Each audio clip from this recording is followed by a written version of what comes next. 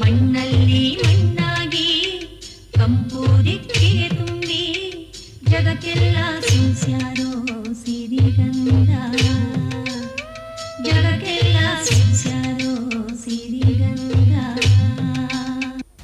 ನಮಸ್ಕಾರ. ಸಿರಿಗಂಧ ಪರಿವಾರದ ಪರವಾಗಿ ನಿಮ್ಮೆಲ್ಲರಿಗೂ ಸುಸ್ವಾಗತ. ಇಂದಿನ ನಮ್ಮ ಕಾರ್ಯಕ್ರಮದಲ್ಲಿ ಕೊಕಟ್ನೂರಿನ ಜಾತ್ರೆ, ಪಣತ ಅಥವಾ ಕಣಜದ ಬಗ್ಗೆ ವಿವರ, ತಾಸೆ ವಾದ್ಯ, ಪರಡಿ ಮಾಡುವ ಬಗೆ ಹಾಗೂ ಭತ್ತ ಕುಟ್ಟುವ ಹಾಡು.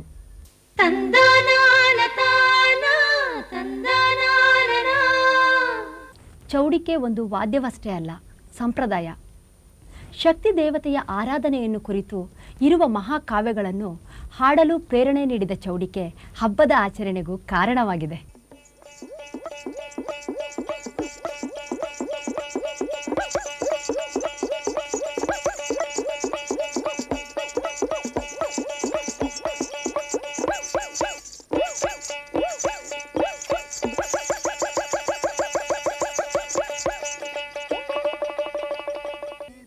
ಉತ್ತರ ಕರ್ನಾಟಕದ ವೃತ್ತಿಗಾಯಕ ಪರಂಪರೆಯಲ್ಲಿ ಬಹಳ ಪ್ರಸಿದ್ಧವಾದದ್ದು ಚೌಡಿಕೆ ಮೇಳ.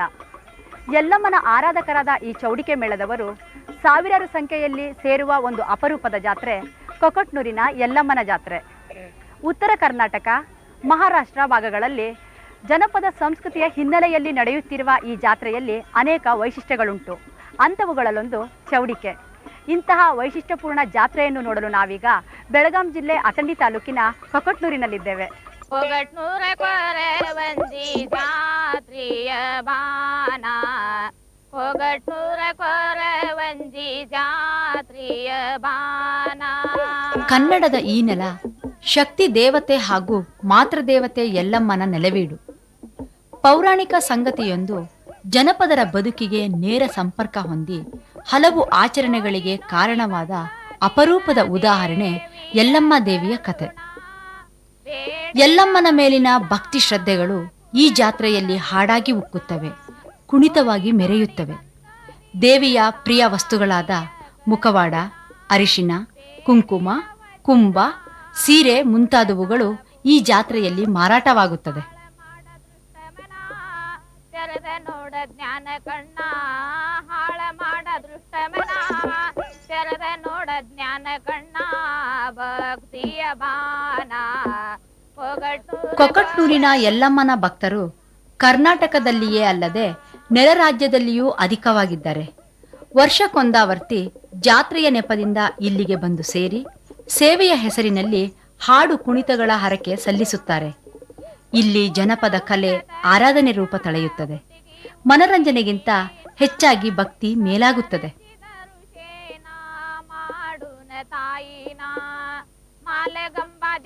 ಚೌಡಿಕೆ ನುಡಿಸಿಕೊಂಡು ಯಲ್ಲಮ್ಮನ ಕಥೆಯ ಜೊತೆಗೆ 10 ಕಥೆಗಳನ್ನು ಹಾಡಿಕೊಂಡು ಊರೂರು ಸುತ್ತುವ ಯಲ್ಲಮ್ಮನ ಈ ಭಕ್ತರಿಗೆ ಜೋಗತಿಯರೆಂದು ಕರೆಯುತ್ತಾರೆ.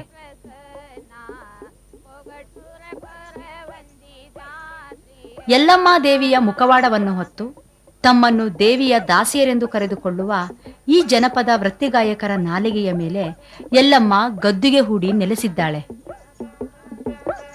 ಚಾಳಿ ಬಂಡಾರುವುದು ದೇವಿ ಮೇಲೆ ಕಂಚಾಣ, ಹೂವ ಮುತ್ತ ಬಾಳಿಯ ಹಣ್ಣ ಹಾರಸ್ತಾರ ಜಾನ. ಚಾಳಿ ಬಂಡಾರುವ ಯಲ್ಲಮ್ಮ ದೇವಿಯ ಭಕ್ತರು ಗಂಡಸಾಗಲಿ ಹೆಂಗಸಾಗಲಿ ಎಲ್ಲರೂ ಜೋಗತಿಯರೇ. ಹೆಣ್ಣು ಗಂಡುಗಳ ಪ್ರತ್ಯೇಕತೆ ಇತಿಹಾಸ ಇಲ್ಲಿ ಗೌಣ. ಇಡೀ ಜಾತ್ರೆಗೆ ಬಂದ ಜನರು ತಾವು ಕಲಿತು ಸಂಪಾದಿಸಿದ ಹಾಡು ಕುಣಿತಗಳನ್ನು ಇಲ್ಲಿ ವಿನಿಮಯ ಮಾಡಿ ಕಲೆಯ ಸಂಪತ್ತನ್ನು ಹೆಚ್ಚಿಸಿಕೊಳ್ಳುತ್ತಾರೆ. ಭಕ್ತಿಯ ಬಾನ, ಕೊಗಟ್ನೂರ ಕೊರೆ ವಂದಿ ಜಾತ್ರೆಯ ಬಾನ.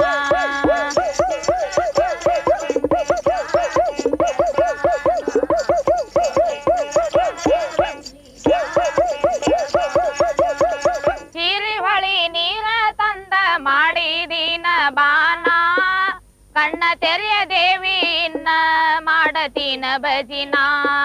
ಹಿರಿಹೊಳಿ ನೀರ ತಂದ ಮಾಡಿದೀನ ಬಾನ, ಕಣ್ಣ ತೆರೆಯ ದೇವಿನ ಮಾಡತೀನ ಭಜಿನ. ಕವಿಯ ಕಾಶಿಬಾಯಿ ಚರಣ ಹಿಡದ ಮಾಡತೀನ ಜ್ಞಾನ, ಕವಿಯ ಕಾಶಿಬಾಯಿ ಚರಣ ಹಿಡದ ಮಾಡತೀನ ಜ್ಞಾನ ದೂರ ಮಾಡವೀಗ್ನ ಅದ ಎಲ್ಲ ಕರೆ ನೋಡು ಚೌಕಸಿ ಮಾಡಿ ಎಲ್ಲ ನೋಡು ಬೋರಿ ಬಂದರ ಟೇಷನ್ ನೋಡು ಮುಂಬೈಯ ಶಾರ್ ನೋಡು ಕಾರು ಮೋಟರ್ ನಡೆದವ ನೋಡು ಡಬಲ್ ಮೋಟರ್ ಬೆಟ್ಟರ್ ನೋಡು ಸಾಧಾರ ಹೆಂಗ ಕಚ್ಚರ್ ನೋಡು ಮೋಟರ್ ಗಾಡಿ ನಡೆದವ ನೋಡು ಅದ ಎಲ್ಲ ಕರೆ ನೋಡು ಚೌಕಸಿ ಮಾಡಿ ಎಲ್ಲ ನೋಡು ಬಹಳ ಭಾರಿ ಐತಿ ನೋಡು ಎಷ್ಟು ಮಜೆ ನಡೆದವ ನೋಡು ದೇವಿ ಅವತರಿ ಅಂತ ನೋಡು ಜತು ದೊಡ್ಡ ಕುತ್ತಲ್ ನೋಡು ಹುಡಿ ಸವರ ಬೆಗದಳ ನೋಡು ಹೋಗಟ್ನೂರ ಕೊರವಂದಿ ಜಾತಿಯ ಬಾನ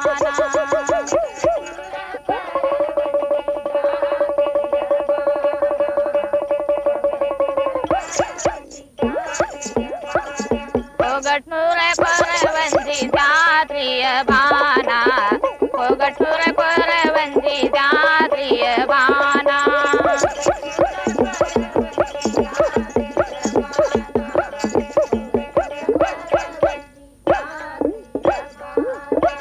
ದೇಶದೊಳಗ ಪ್ರಖ್ಯಾತ ದೇವಿದು ಮಹಿಮಾ ಹೆಚ್ಚಿಂದ ರೇಣುಕಾ ಮಹಿಮಾ ಹೆಚ್ಚಿಂದ ರಂಡಿ ಹುಣಿವಿ ದಿನ ಜಾತುರಾಗತತಿ ಗುಡ್ಡದಾಗೆಲ್ಲ ಉಂದ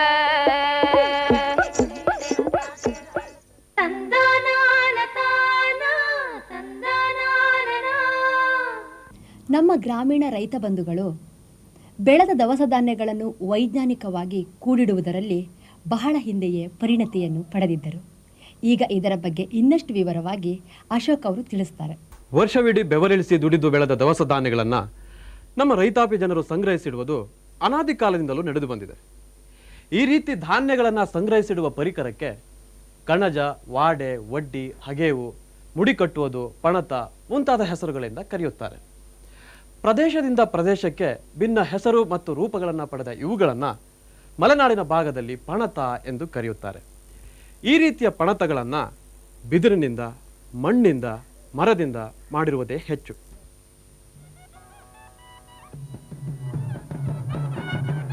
ಉಳಿಸಿದ ಒಂದು ಕಾಳು ಬೆಳೆಸಿದ 2 ಕಾಳುಗಳಿಗೆ ಸಮ ಎಂಬ ಗಾದೆ ಇದೆ. ಬೆಳೆದ ಆಹಾರ ಧಾನ್ಯವನ್ನು ಕ್ರಿಮಿ ಕೀಟಗಳಿಂದ, ಇಲಿ ಹೆಗ್ಗಣಗಳಿಂದ, ಧೂಳು ಕಸಗಳಿಂದ ರಕ್ಷಿಸಿ ಶೇಖರಿಸುವ ಕೆಲಸ ಬೇಸಾಯದಷ್ಟೇ ಪ್ರಮುಖವಾದದ್ದು.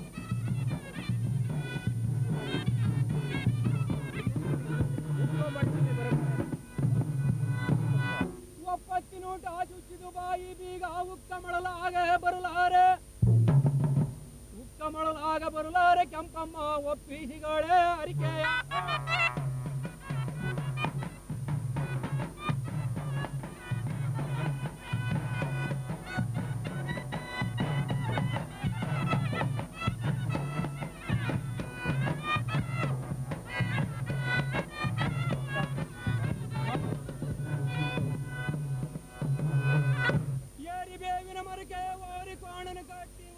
ಒಂದು ವರ್ಷ ಬೆಳೆದದ್ದನ್ನು ಮತ್ತೊಂದು ವರ್ಷಕ್ಕೆ ಉಪಯೋಗಿಸುವ ರೂಢಿಗತ ಪದ್ಧತಿಗೆ ವಾಡೆ, ಮೂಡೆ, ಕಣಜ, ಪಣತ, ಹಗೇವು, ತಿರಿ, ತುಪ್ಪೆ ಇವು ರೈತರ ನೆರವಿಗೆ ಬರುತ್ತವೆ. ಈ ಬಗೆಯ ಶೇಖರಣೆಯ ಸಾಧನಗಳು ಕೆಲವು ಸಂದರ್ಭದಲ್ಲಿ ಕಲಾತ್ಮಕವಾಗಿರುವುದನ್ನು ಕಾಣುತ್ತೇವೆ.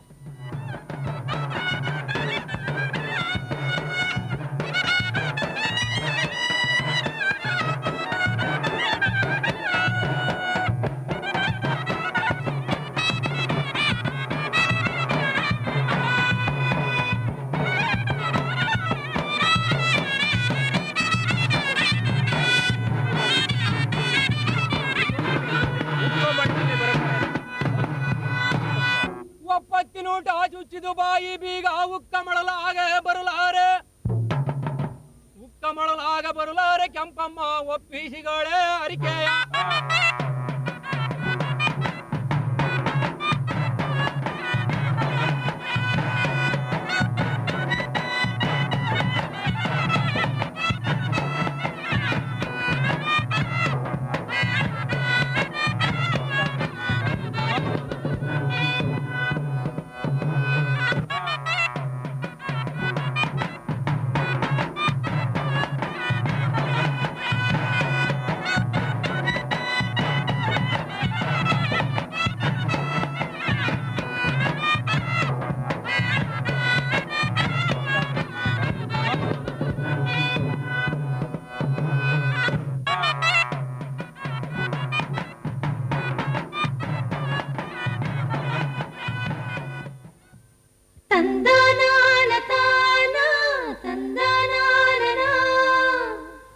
ಚರ್ಮವಾದ್ಯಗಳಲ್ಲೇ ಅತ್ಯಂತ ಚಿಕ್ಕದಾದ ಚರ್ಮವಾದ್ಯ ಯಾವುದು ಅಂತ ನಿಮ್ಗೆ ಈಗಾಗಲೇ ಗೊತ್ತಿರುತ್ತೆ.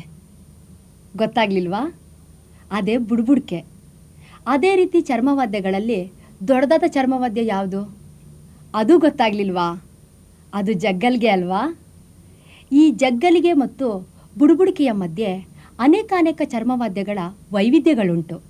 ಅಂಥವುಗಳಲ್ಲೊಂದರ ಬಗ್ಗೆ ಈಗ ರವಿಯವರು ತಿಳಿಸ್ತಾರೆ. ಚರ್ಮವಾದ್ಯಗಳಲ್ಲಿ 10 ಬಗೆ.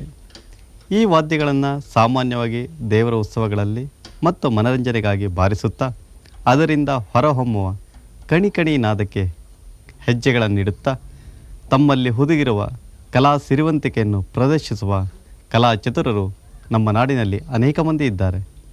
ಉತ್ತರ ಕರ್ನಾಟಕದಲ್ಲಿ ಮತ್ತು ದಕ್ಷಿಣ ಕರ್ನಾಟಕದಲ್ಲಿ ಒಂದೇ ವಾದ್ಯ ಭಿನ್ನ ರೂಪದಲ್ಲಿ ಬೇರೆ ಹೆಸರಿನಲ್ಲಿ ಬಳಕೆಯಲ್ಲಿರುವುದು ಸಾಮಾನ್ಯ. ಅಂಥವುದರಲ್ಲೊಂದು ತಾಸೆ ವಾದ್ಯ. ಉತ್ತರ ಕರ್ನಾಟಕದಲ್ಲಿ ತಾಸೆ ವಾದ್ಯದೊಂದಿಗೆ ತಾಳ, ಶ್ರುತಿ, ಶಯನಾಯಗಳನ್ನು ಸೇರಿಸಿಕೊಳ್ಳುತ್ತಾರೆ. ಇದೊಂದು ಅಪೂರ್ವ ಕಲಾಮೇಳ.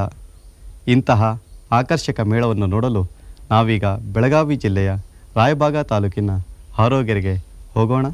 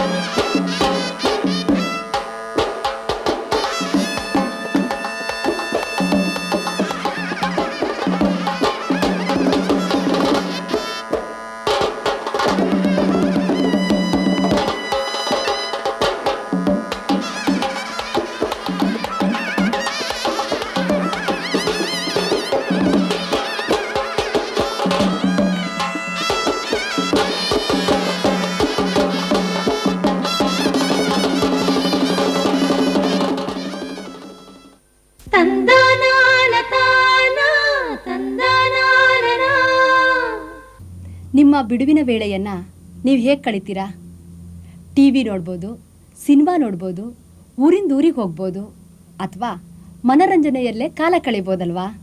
ಆದರೆ ನಮ್ಮ ಗ್ರಾಮೀಣ ಹೆಣ್ಣು ಮಕ್ಕಳು ತಮ್ಮ ಬಿಡುವಿನ ವೇಳೆಯಲ್ಲಿ ಏನು ಮಾಡ್ತಾರೆ ಅನ್ನೋದರ ಬಗ್ಗೆ ಕಾವೇರಿಯವರು ತಿಳಿಸ್ತಾರೆ. ಬಿಡುವಿನ ವೇಳೆಯಲ್ಲಿ ಬೇಸರ ಕಳೆಯಲು ಏನೆಲ್ಲ ನಮ್ಮ ಗ್ರಾಮೀಣ ಹೆಣ್ಣು ಮಕ್ಕಳು ಮಾಡುತ್ತಾರೆ ಎನ್ನುವುದಕ್ಕೆ ಇಲ್ಲಿದೆ ಮತ್ತೊಂದು ಉದಾಹರಣೆ. ಉತ್ತರ ಕರ್ನಾಟಕದ ಭಾಗಗಳಲ್ಲಿ ಹಾಗೂ ದಕ್ಷಿಣ ಕರ್ನಾಟಕದ ಕೆಲವು ಭಾಗಗಳಲ್ಲಿ ಪರಡಿಯನ್ನು ತಯಾರಿಸುತ್ತಾರೆ. ಪರಡಿ ತಯಾರು ಮಾಡಲು ಸಾಕಷ್ಟು ಪರಿಶ್ರಮ, ತಾಳ್ಮೆ ಅಗತ್ಯವಾಗಿ ಬೇಕೇ ಬೇಕು. ಮನೆಯ ಹೆಣ್ಣು ಮಕ್ಕಳು ಅಥವಾ ಅಕ್ಕಪಕ್ಕದ ಮನೆಯ ಹೆಣ್ಣು ಮಕ್ಕಳೆಲ್ಲ ಒಟ್ಟುಗೂಡಿ ಪರಡಿ ಮಾಡಲು ಕೂತರೆಂದರೆ ಬೆರಳುಗಳಿಂದ ಪರಡಿ ಕಾಳುಗಳು ಉದುರುತ್ತಿದ್ದರೆ ಅವರ ಬಾಯಿಯಿಂದ ಪದಗಳ ಮುತ್ತುಗಳು ಉದುರಿ ರಾಶಿಯಾಗುತ್ತವೆ.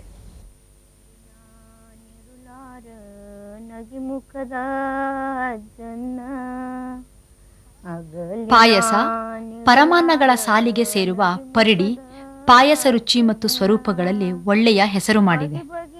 ಗೋಧಿ ಹಿಟ್ಟನ್ನು ನಾದಿ ಕಾಳಿನ ರೂಪಕ್ಕೆ ಹೊಸೆದು ಅದಕ್ಕೊಂದು ವಿಶಿಷ್ಟ ರೂಪ ಕೊಟ್ಟು ಒಣಗಿಸಿ ಪಾಯಸ ಮಾಡುವ ರೂಢಿ ಉತ್ತರ ಕರ್ನಾಟಕದ ಕಡೆ ಬಳಕೆಯಲ್ಲಿದೆ.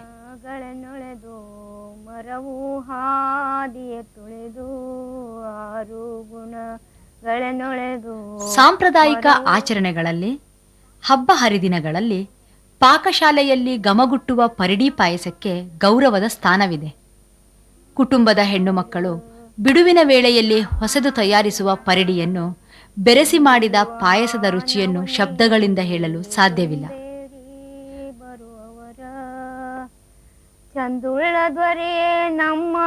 ಪರಡಿ ಮಾಡುವ ಸಮಯದಲ್ಲಿ ಸಂಪ್ರದಾಯದ ಹಾಡುಗಳು, ಜನಪದ ಪದಗಳು ಕೇಳಿಬರುತ್ತವೆ.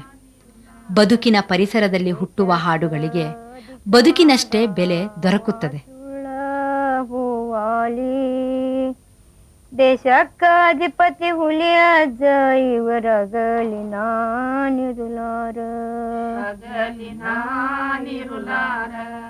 ಮಲ್ಲಿಗೆ ಮುಳಜಾಜಿ ಬೆಳ್ಳಿ ಬಟ್ಟಲ ಪೂಜೆ, ಸಂದಾ ಸಂದಿಗೆಲ್ಲ ಶಿವ ಪೂಜೆ ಇವರಗಲಿ ನಾನಿರುಲಾರ, ಆರು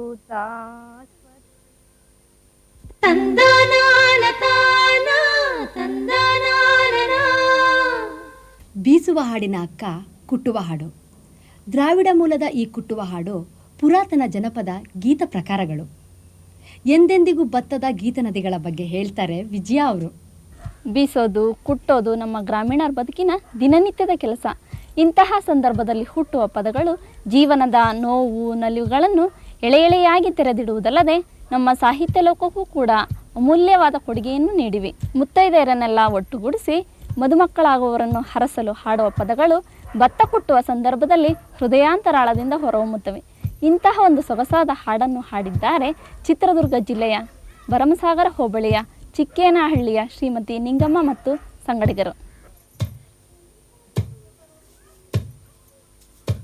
ಭತ್ತ ಕೊಟ್ಟನ ಬನ್ನಿ ಎಲ್ಲ ಮುತ್ತೈದರ ಕಲ್ಯಾಣ ನಮ್ಮ ಮನೆಯಾಗೆ, ಸುವಾಬ ಸುವಿ ಸುವಾಬ ಸುವಾಬ ಸುವಿ ಸುವಾಬ, ಕಲ್ಯಾಣ ನಮ್ಮ ಮನೆಯಾಗೆ, ಸುವಾಬ ಸುವಿ ಸುವಾಬ ಸುವಾಬ ಸುವಿ ಸುವಾಬ, ಕಲ್ಯಾಣ ನಮ್ಮ ಮನೆಯಾಗೆ ನಮ್ಮಣ್ಣ ಬೆಳ್ಳಿ ಮೂಡತಿಗೆ ಮದುಮಗ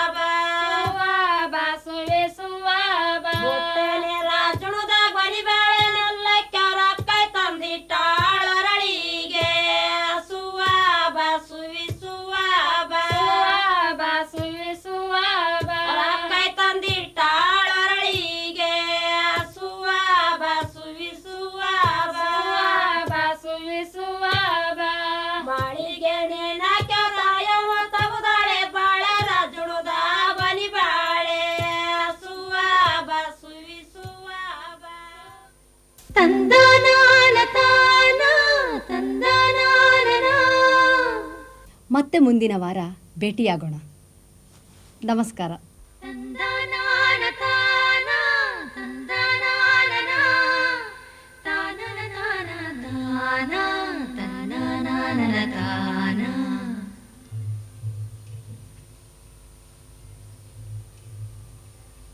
ಕರುನಾಡ ಮೂಡಲಲಿ ಬೆಳ್ಳಿರಾಯರು ಬೆಳಗಿ ಬಣ್ಣದ ನವಿಲು ಕುಣಿದಾವು. ತಂದನಾನ ತಾನ ತಂದನಾನ. ಸ್ವಾತಿಯ ಮಳೆ ಹುಯ್ದು ಮುತ್ತುಗಳ ತೆನೆಬಾಗಿ ಭೂತಾಯಿ ನೆನೆದು ಹರಸ್ಯಾಳು.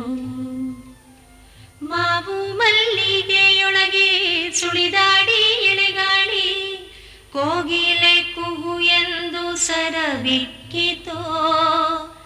ಅರಸರ ಕಥೆಯಲ್ಲ ಗುರುಗಳ ಮತಿಯಲ್ಲ ಬಿತ್ತಿ ಬೆಳೆದವರ ಪಾಡು ಹಾಡಾಯಿತೋ. ವೇದವ ವಾದವ ಕಾಣದ ಜನರು ಓದನು ಅರಿಯದೆ ಗಾದೆ ಕಟ್ಟಿದರು.